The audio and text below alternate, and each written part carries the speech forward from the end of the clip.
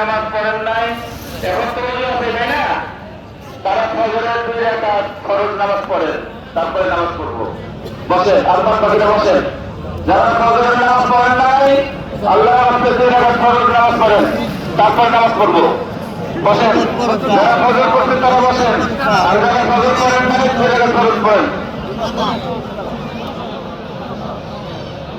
আর বসেন, আর বসেন, যারা ফজর করেন না ফজর করে আগে বসেন।